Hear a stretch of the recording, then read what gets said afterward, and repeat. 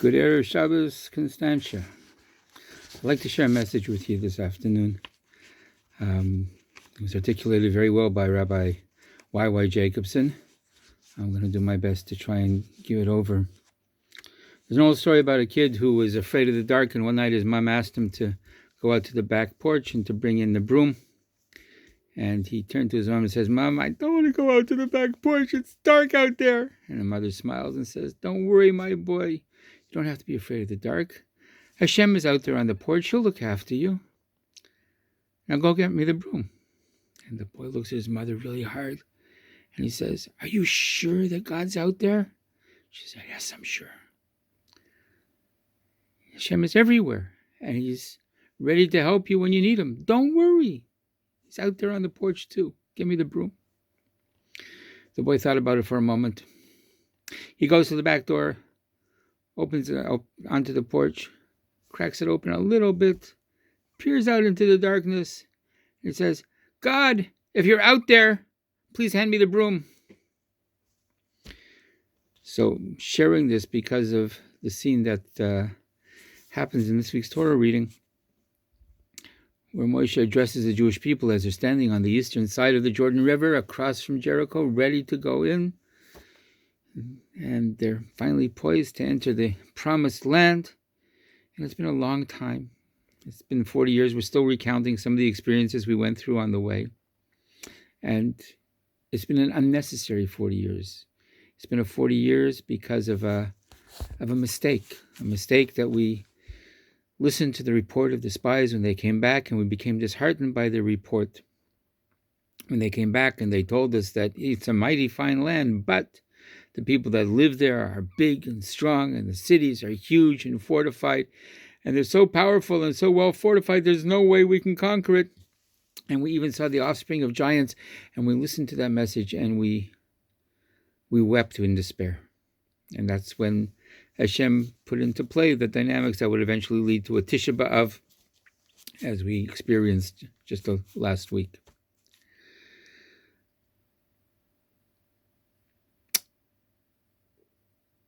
And funny, they in their despair, they said, "God, we'd rather die in the desert than be brought into that land to be defeated by all these horrible forces." And so Hashem said, "Okay." They didn't enter the land because their fear would have probably caused their defeat anyway. It wasn't just a punishment, it was a consequence. Because if you believe you can't, you can't. And if you believe you can, you can. So it was only their children 4 decades later who are now being addressed by Moshe as they're about to enter the land. And here they stand, and Moshe stands up and says to them, "Shema Yisrael, hear, O Israel, you're crossing the Jordan today to come and to possess nations greater than you, stronger than you, more powerful than you. You're entering into cities that are huge and fortified up to the heavens.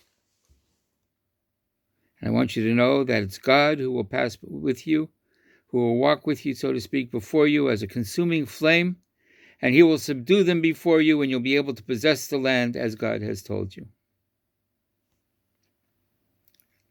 For a moment there, it sounds like Moshe is actually saying the same thing that the spies said 40 years ago that cast them into despair in the first place. But the point is, it's in the very presentation that one can appreciate the power of Judaism, the power of Torah, the power of truth. Because Judaism is not about presenting fairy tales to make people feel good, to give false hope. Moshe wants to prepare his people to cross the Jordan River. He won't be there. And he doesn't paint this glowing fictional picture of how everything's going to be fine. He's saying that the mission that you're going to face is tough. It's dangerous, and the natural view of things is that you'll fail, you'll be unsuccessful, it won't be easy, you'll face a lot of resistance outside and maybe deep resistance from inside as well. You might want to retreat. But I want you to know today that it's Hashem, God, your God, who's passing before you as a consuming flame to subdue that which you feel cannot be subdued. This message was the exact opposite of the spies. Spies were overtaken by dread, but Moshe is saying, your task is a big one, it's formidable, but the one leading the way is even more formidable. You can do it not because it's not hard, but because you're a people who can achieve things that are hard.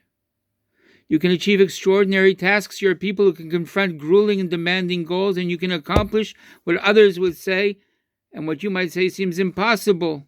And have we not? Because God, the creator of the possible and the impossible, is right here with you, right here with us. It's not just that Moshe earned credibility as a leader at that point, but he actually brought out their strength. He taught them who they were and what they were capable of, and every single person in the world. We each have our own promised land to conquer. Our dreams, our visions in terms of ourselves, in terms of our loved ones, in terms of our communities and our Jewish world and our shared whole world. We each have a Jordan River to cross. We each have a promised land to discover, a land flowing with milk and honey, a land of our ultimate destiny, mission, and happiness. And we each have our obstacles in life, and they're often formidable. Sometimes the best intentioned friends and colleagues and mentors and even therapists will tell you that the resistance that you're facing is not really real. The roadblocks in your mind, those fears, they're unjustified. You don't need to have them. It's just you need some psychoanalysis maybe, and you'll be able to deal with it. Sometimes the task before you is very difficult. But who says you're not capable of achieving daunting tasks? Who says you can't climb fortresses, even if they do reach to the heavens? If you can realize that Hashem is with you, and that God is not only holding your hand, but He's walking ahead of you, then you can stare that bull in the eyes. It's daunting. Don't deny the dauntingness of it, but go ahead anyway. It's tough. There'll be 1,000 voices in your head that will explain to you why you should back off, why you can't do this, can't have that conversation, you can't confront this person, you can't deal with that relationship, you can't deal with this encounter. Let me just go have a cup of coffee and forget about it. But Moshe is telling us that God is with us, and Hashem is not defined by that fear. There's a book by the late Scott Peck called The Road Less Traveled, which starts with the words, "Life is difficult." And he continues, this is a great truth. It's a great truth because the moment you see this truth, you can transcend it. Once you truly know that life is difficult, then life is actually not so difficult anymore. Because once it's accepted, that fact that life is difficult, then it doesn't matter. It's difficult, but you know what? That's exactly what your soul is capable of. It's capable of going into difficult situations that are challenging, knowing that you are a chelik elokaim mamish, that you are a piece of God, and that Hashem is always with you and walking before you. And if you're going in the right direction in the course that He defined, then He's right there by your side. We have our challenges as individuals. We have our challenges as a people, as a nation. As they're entering into their promised land, Torah doesn't tell the Jews everything is going to be sweet and dandy. There's hard times ahead of you. There are nations who want to destroy you, and they're very powerful.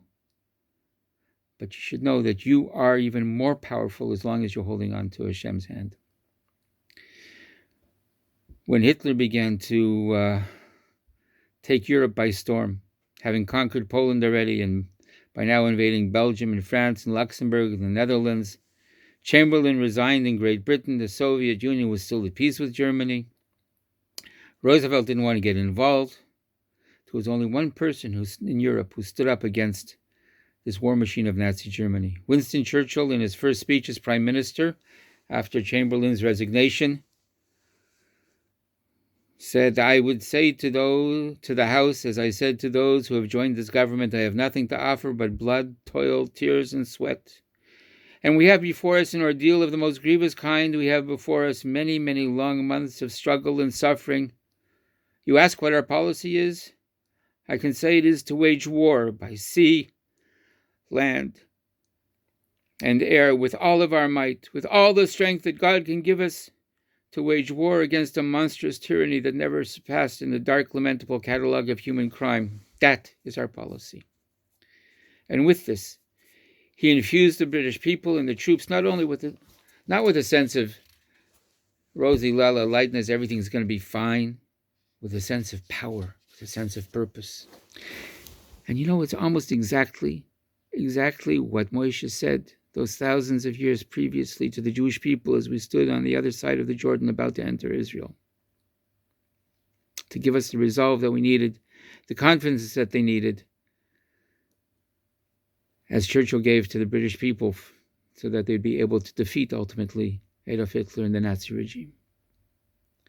What we need to tell ourselves is that we, ourselves, our loved ones, myself, is that the situation might be scary and it might be powerful, but you and I and each of us have the tools to take the road less traveled, to enter into our promised land, not because it's not scary and not because it's easy, but because Hashem, our God, is walking ahead of us, beside us, holding our hand. Wish you a good Shabbos.